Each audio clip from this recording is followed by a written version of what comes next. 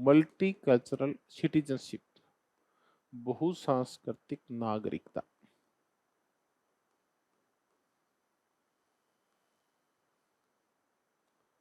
और हम दो विचारकों की चर्चा करेंगे इसमें। एक जो विचारक हैं वो है विल किमलिका,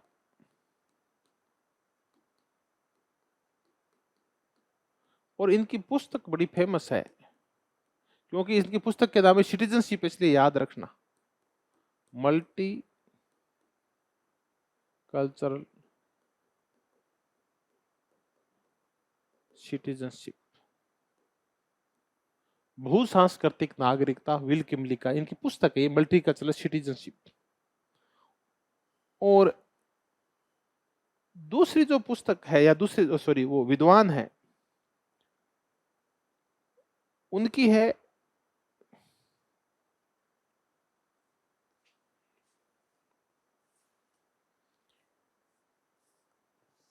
मैं देखिए नाम दिमाग से निकल गया, विल किमलिका, हाँ, आयरिस मैरियम यंग।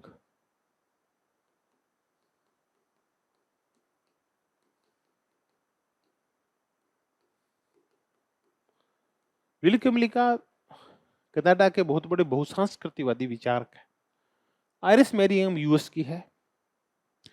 पहले मैरियम यंग को करते हैं। यंग की पुस्तक है वो है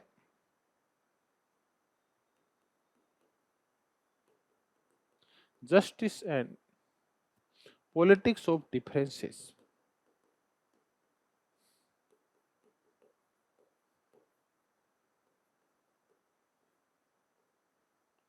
justice and politics of differences, न्याय व विभिन्नता की राजनीति, और इसे को हम बोलेंगे विभेदीकृत नागरिकता। तो विभेदीकृत नागरिकता का विचार है वो बहुसंस्कृतिवादियों का है, आयरिस मैरियम यंग का है। एक बार तो सीधा ही चर्चा कर लेते हैं, पॉलिटिक्स ऑफ डिफरेंसेस, विभेद की राजनीति किसकी है? तो विभेद की राजनीति आयरिस मैरियम यंग की पुस्तक का नाम है उनका। इसी से पैदा हुई विभेदीकृत नागरिकता। ये जो बहुसंस्कृतिवादी है इनका ये कहना है कि जो अधिकार आधारित जो उदारवादी नागरिकता होती है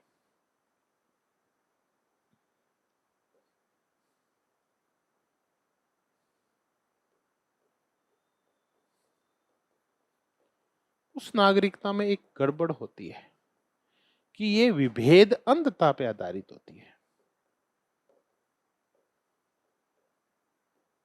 विभेद अंधता के ऊपर, विभेद अंधता का तात्पर्य है कि ये सभी लोगों को एक जैसा मानती है और एक जैसा ही मान के व्यवहार करती है। इसमें अधिकारों को लेके किसी के साथ कोई भेदभाव नहीं किया जा सकता। अमीर हो, गरीब हो, महिला हो, पुरुष हो, अगड़ा हो, पिछड़ा हो, सबके साथ इक्वल व्यवहार किया जाता है, उनको समान अधिकार दिए जाते हैं। तो ये विभेदों के प्रति अंधी होती है। तो एक ऐसे समाज में जहां महिलाओं की स्थिति खराब है, अगर उनको अपलिफ्ट करना है, उनका एम्पावरमेंट करना है, महिला सशक्तिकरण करना है, तो क्या केवल उन अधिकारों से काम चल जाएगा जो पुरुषों के पास है? तो नहीं, उनको महिलाओं को अलग अधिकार देने पड़ेंगे, कुछ एक्स्ट्रा अधिकार देने पड़ेंगे, जो जरूरी नहीं कि पुरुषों से ज्यादा हो, लेकिन एक्स्ट्रा हो सकता है ज्यादा भी देना पड़े। राजस्थान में अगर दलितोत्थान करना है, पिछड़ी जातियों का उत्थान करना है, तो हमें उनको आरक्षण का अधिकार देना पड़ेगा, उनको गरीबी मुक्ति है, जातीय समानता है, अस्पृश्यता का अंत है, ऐसे कुछ अलग अधिकार देने पड़ेंगे। भारत में मुसलमानों को कुछ उनकी भाषा के और संस्कृति के अधिकार देने पड़ेंगे। तो विभेदीकृत नागरिकता बोलते हैं कि अच्छी नागरिकता वो होती है जिसमें सभी नागरिकों को एक जैसे अधिकार नहीं मिलते, बल्कि उनकी सांस्कृतिक मांग क्या है उसके अकॉर्डिंग अधिकार दिए जाए। भारत में एसटी को अलग अधिकारों की जरूरत होती है। उनको सबसे पहले उनको जंगलों से खदेड़ा नहीं जाए, उनको भूमि, जल, जंगल और जमीन के अधिकार चाहिए। दलितों को पहले गरिमा का अधिकार चाहिए, ओबीसी को पहले प्रतिनिधित्व का अधिकार चाहिए, मुसलमानों को पहले संस्कृति का अधिकार चाहिए। तो ये है विभेदीकृत नागरिकता।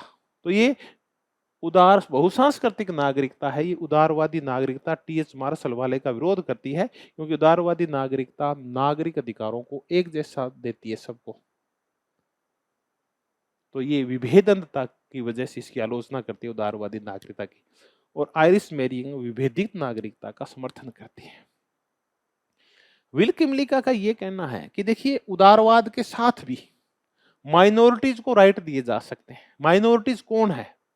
जैसे अमेरिका में जो अश्वेत है, अमेरिका में जो रेड इंडियंस है, अमेरिका में जो अप्रवासी भारतीय रह रहे हैं, तो जो अप्रवासी होते हैं किसी देश में, जो वहां के मूलवासी हैं, जो कम हो गए हैं, इंडिजिनस लोग या अमेरिका के अश्वेत हैं, क्या इनको श्वेतों से अलग अधिकार दिए जा सकते हैं? तो 4 कैटेगरीज हो गई। देखिए, श्वेत हो गए, अश्वेत हो गए, रेड इंडियन हो गए, और बाहर से आए हुए लोग हो गए, भारतीय या चीनी जो भी हैं, जिनको अप्रवासी बोलते हैं।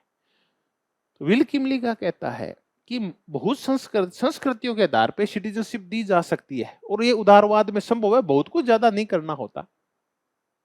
तो हर एक संस्कृति के लोगों को अलग अलग अधिकार हो, ये है बहुसांस्कृतिक नागरिकता, जबकि उदारवादी नागरिकता सबको एक जैसे अधिकार देती है।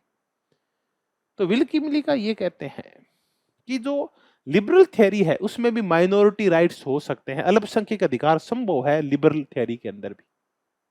कैसे संभव है? तो ये कहते हैं सबको एक जैसे अधिकार मत दो, अलग अलग अधिकार हैं वो दो। कैसे दो? तो ये कहते हैं कि कुछ ऐसे समूह हैं जो प्रतिनिधित्व का अधिकार मांग रहे हैं, जैसे कि अश्वेत। अमेरिका के अश्वेत प्रतिनिधित्व मांग रहे हैं, रिप्रेजेंटेशन, कि हमें ज्यादा नौकरी दो, हमें ज्यादा पद दो, हमें मंत्री बनाओ, हमें खिलाड़ी बनाओ, हर जगह हमारा भी रिप्रेजेंटेशन हो। तो अश्वेत है, ये प्रतिनिधित्व मांगते हैं। स्वायत्ता या स्वशासन कह लीजिए, ये ज्यादा सही शब्द है, स्वशासन। भारत का सिंपल उदाहरण ले सकते हैं कि भारत में जो ओबीसी है, SC ST है, वो प्रतिनिधित्व मांग रही है। कश्मीरी है, ये स्वशासन मांग रहे हैं। ओबीसी SC ST स्वशासन नहीं मांग रही, प्रतिनिधित्व मांग रही है। कश्मीरी स्वशासन मांग रहे हैं। और तीसरा है पोलो एथनिक या नरजातीय अधिकार।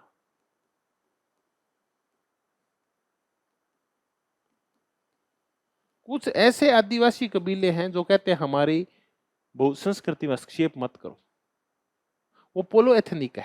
जैसे हम अमेरिका की चर्चा करें, अमेरिका में अश्वेत प्रतिनिधित्व मांग रहे हैं। अमेरिका में रेड इंडियंस अगर कहीं संख्या में ज्यादा है तो वो कहते हैं हमारा स्वशासन में ज्यादा आजादी हो, हम जिस क्षेत्र में रह रहे हैं। और तीसरा, यहाँ जो अप्रवासी रहते हैं, भारतीय रहते हैं, वो कहते हैं हमें दीपावली मनाने की, होली मनाने की या ईद मनाने की, अपने कपड़े पहनने की, अपनी भाषा बोलने की छूट होनी चाहिए। तो वो न तो वहां प्रतिनिधित्व मांग रहे हैं, न कह रहे हैं, ये नहीं कह रहे हमें मंत्री बना दो, न वो कह रहे हैं हमें तो सेल्फ रूल चाहिए, वो कह रहे हैं हमें नरजातीय अधिकार चाहिए। और ये संभव है उदारवाद के साथ। तो ये विभेद अंधता को खत्म किया जा सकता है, जो उदारवाद में कमी पाई जाती है उदारवादी नागरिकता में, और एक बहुसंस्कृतिक नागरिकता दी जा सकती है, मल्टी कल्चरल सिटीजनशिप दी जा सकती है, बशर्ते कि पॉलिटिक्स ऑफ डिफरेंसेस की जाए। तो हमने ये नागरिकता के भांति भांति के सिद्धांत की टी.एच. मार्शल से शुरू हुए थे और विल किमलिका से होते हुए हम आयरिश मैरियम यंग तक आ गए। साथियों, ये चीजें एकदम से तो याद होगी नहीं, लेकिन इनसे संबंधित अवधारणाएं क्या है, विविधीकृत नागरिकता क्या है, पॉलिथेनिक राइट्स है, या विल किमलिका ने मल्टीकल्चरल सिटीजनशिप जो लिखी, बहुसांस्कृतिक नागरिकता लिखी, उसमें कितने प्रकार के माइनॉरिटी राइट्स हैं, 3 प्रकार के अल्पसंख्यक अधिकार हैं, प्रतिनिधित्व का, स्वशासन का और नरजातीयता का। तो ऐसे क्वेश्चन पूछे जा सकते हैं। उम्मीद है ये मेरी ये जो क्लास थी नागरिकता के ऊपर, जितनी मेरी समझ थी, मैंने आपको ज्यादा से ज्यादा अच्छा बताने की कोशिश की और एग्जाम ओरिएंटेड बताने की कोशिश की। तो हो सकता है किसी एग्जाम में आपका इसकी वजह से एक क्वेश्चन सी हो जाए और आपका सिलेक्शन हो जाए, ऐसी कामना करता हूँ। धन्यवाद दोस्तों, आप GJN के साथ बने रहें।